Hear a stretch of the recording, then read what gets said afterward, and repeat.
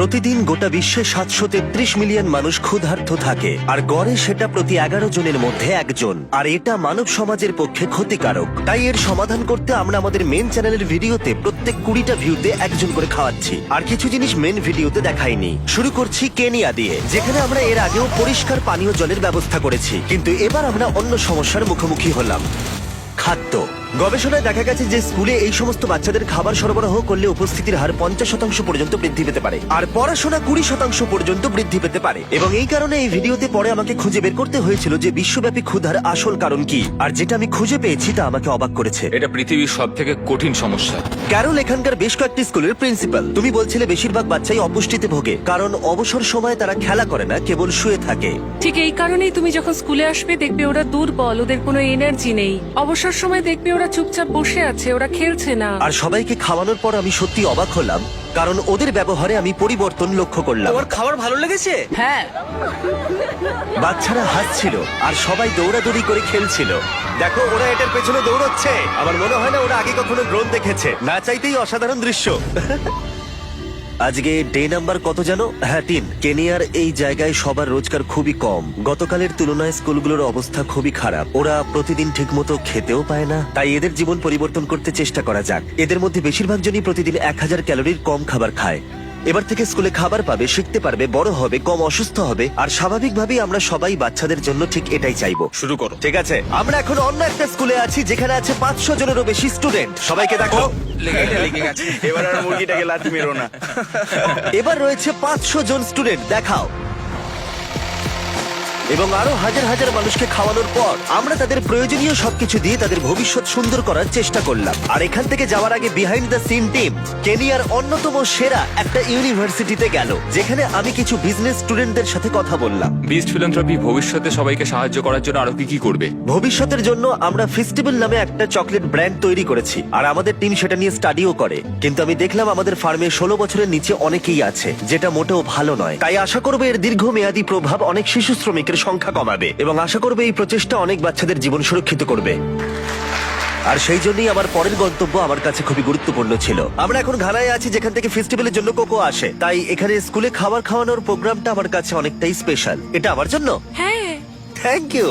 আমি দেখে অবাক হলাম যে এরা আমাকে ওয়েলকাম জানাতে অনুষ্ঠানের আয়োজন করেছে, কিন্তু দেখে আমি বুঝতে পারলাম যে এদের বেঁচে থাকার প্রাথমিক শর্তের প্রয়োজন, যেমন খাদ্য। আমি স্বাগত জানাচ্ছি জিমিকে, যাকে আমরা মিস্টার বিস্ট নামে চিনি। Thank you.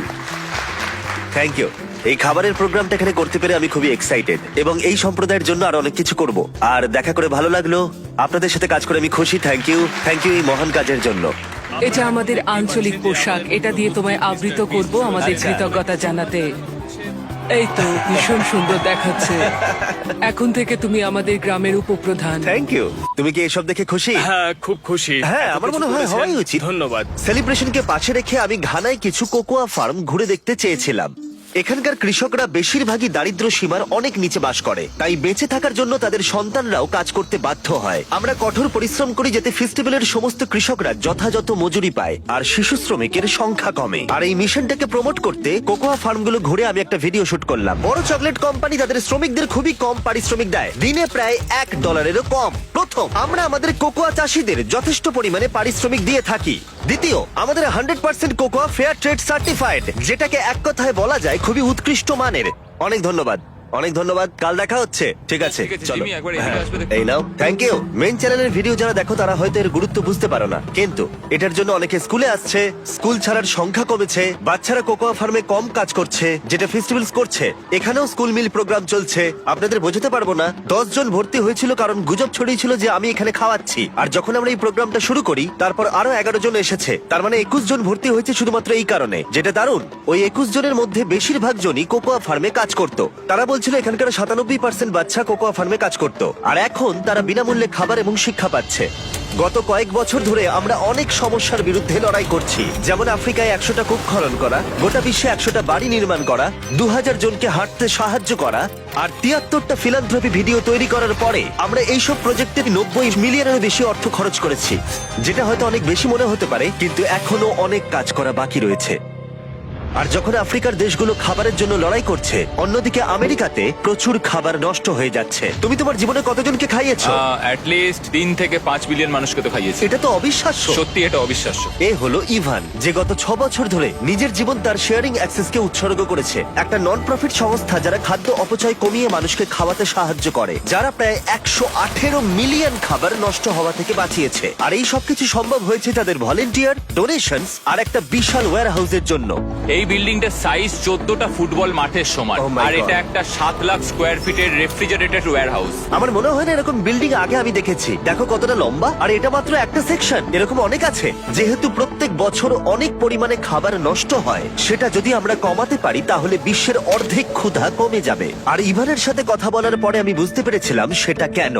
গত বছরে আমরা প্রায় 24 মিলিয়ন পাউন্ডের প্রোডাকশন দিয়েছি এই হাউস থেকে। আর 3 বছর 24 আগে মিলিয়ন এইসব পাউন্ড। জিনিস নষ্ট হতো? হ্যাঁ, আমরা প্রত্যেক বছর 10 মিলিয়ন পাউন্ডেরও বেশি খাবার নষ্ট করি, এবং হ্যাঁ। সেটা করতেও আমাদের প্রায় $1 মিলিয়ন খরচ হয়। এটা পৃথিবীর সবচেয়ে কঠিন সমস্যা। কিন্তু আমাদের একটা অর্গানাইজেশন আছে যারা খাবারটাকে রান্না করে পরিবেশন করে। তুমি যা করছো সত্যি অসাধারণ, কিন্তু এগুলো আর কেউ ভাবছে না কেন? আসলে আমরা এগুলো চোখে দেখেও দেখবার চেষ্টাই করি না। হ্যাঁ। যারা এই খাবারগুলোকে ডাম করে তারা প্রত্যেকদিন এই কাজটা করতেই থাকে, কারণ এটাই তাদের কাজ, এটাই তারা প্রত্যেকদিন করে। এখন আমরা কনসিস্টেন্টলি সেখানে গার্ড দিই এবং আমরা ট্রাকগুলোকে ট্র্যাক করে রাখি। তারা যদি 1 প্লেট খাবারও ফেলে তাদেরকে $100 ফাইন দিতে হবে। আমরা এই করে প্রায় $1.5 মিলিয়ন বেশি নষ্ট হওয়া থেকে বাঁচাতে পারি। শুধুমাত্র আমেরিকাতেই প্রত্যেক বছর প্রায় 113 বিলিয়ন পাউন্ড খাবার নষ্ট হয়, যেটা প্রত্যেক বছর প্রায় 200টা এম্পায়ার স্টেট বিল্ডিং এর অধিবাসীদের খাওয়াবার জন্য যথেষ্ট। আর ইভানের মতো লোকেরা অনবরত এই সংখ্যা কমানোর চেষ্টা করে যাচ্ছে। আজকে আমরা কি করব? তো আমরা আজকে শেয়ারিং অ্যাক্সেস কিভাবে কাজ করে সেটাই ঘুরে দেখব। আমরা আজকে কিছু খাবার নিয়ে আসবো, বাছাই করব, রান্না করব, সেটাকে খাবারে পরিণত করব এবং ঠিক আছে। সেটা লোকের মধ্যে বিলিয়ে দেবো। আচ্ছা, ইভান তোমাকে প্রত্যেকদিন খাবার এনে দেয় যেগুলো আসলে ফেলে দেওয়া হয়, আর সেগুলোকে দিয়ে তুমি একটা রেসিপি তৈরি করো, আর সেগুলো অভাবী মানুষদের বিতরণ করা হয়। হ্যাঁ, তুমি একদম ঠিক বলেছো। বিনামূল্যে? হ্যাঁ, কিন্তু কেন? আমার অতীতটা খুব একটা ভালো কাটেনি। আমার নিজের কোনো বাড়ি নেই, আমি ড্রাগস আর অ্যালকোহলে অনেকদিন অ্যাডিক্টেড ছিলাম, আর আমি বুঝি এই মানুষগুলোর কষ্ট। আমরা এই ভিডিওটা শুট করার সময় 300 জনের খাবার বানিয়ে ফেললাম, কিন্তু মেন চ্যানেলের ভিডিওতে যত ভিউ বাড়বে, এখানকার শেফরা তত বেশি হাজার হাজার মানুষকে খাওয়াতে পারবে। নোলান, আমাকে আরো কিছু লঙ্কা আনতে হবে। তুমি কি একটু আমার সঙ্গে যাবে নাকি? আরো লাগবে? ঠিক আছে, চলো। ওই যে ওখানে দেখছো, ওখান থেকে নিয়ে চলে এসো। ও আচ্ছা, হ্যাঁ, নিয়ে যাও। আসছি। তুমি কি ফ্রিজারে নোলানকে লক করে দিলে? হ্যাঁ, ওই লক করে দিয়েছি। তুমি এখন থেকে আমার ফেভারিট শেফ। ও কি আমাকে ফ্রিজের মধ্যে আটকে দিল? আমাকে এখান থেকে বের করো। আমরা 2 দিন ফিলাডেলফিয়াতে কাটালাম, খাবার বানাচ্ছিলাম, শুট করছিলাম, আর বিনামূল্যে লোকেদের খাওয়াচ্ছিলাম। আর ওখানে শেষ হবার পরে এই অপারেশনটাই আমি আমার হোম স্টেট নর্থ ক্যারোলিনাতে শুরু করলাম। লোকালদের জন্য একটা ফ্রি ফুড ড্রাইভ। প্রত্যেকটা গাড়ি এখান থেকে একটা বক্স ভর্তি খাবার পাবে, কিছু আঙ্গুরের প্যাকেট, কিছু কলা, কিছু পরিমাণ মাংস, আরো অনেক শাকসবজি, বানানো খাবার। এগুলো আমরা সব নষ্ট করি, কিন্তু শেয়ারিং অ্যাক্সেসের জন্য তা হচ্ছে না। ইভান, এত খাবার নষ্ট হওয়ার হাত থেকে বাঁচাতে পেরে তোমার কেমন লাগছে? এত লোক খেতে পাচ্ছে। আমার কিচ্ছু বলার নেই, আমি খুবই খুশি। সর্বমোট এই ভিডিও প্রোডাকশন করতে গিয়ে আমরা 7,000-এরও বেশি মানুষকে খাওয়ালাম, আর এই সংখ্যাটা আরো তত বাড়বে যত মেন চ্যানেলের ভিডিওতে ভিউ বাড়বে। তাই যদি না দেখে থাকো, এক্ষুনি দেখে ফেলো, আর যদি দেখে থাকো তাহলে আবার দেখো, তাতে একজনের ক্ষুধা মিটবে।